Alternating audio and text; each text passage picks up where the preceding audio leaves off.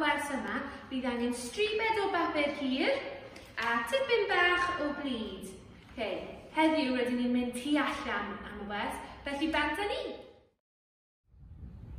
Nawr mae rhaid i ni ffeindio blodau a dail i fynd ar ein stribed o bapur. Rydyn ni'n mynd i creu coron. A dewch chi ddim na eich coron.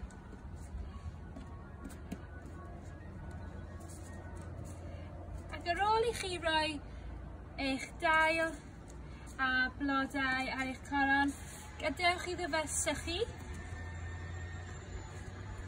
A wedyn, byddwch chi'n gallu gwisgo coron allan o dail a flodau, ond bydd un chi'n edrych llawer yn well na hyn, achos bydd llawer o dail a llawer o flodau arno fe.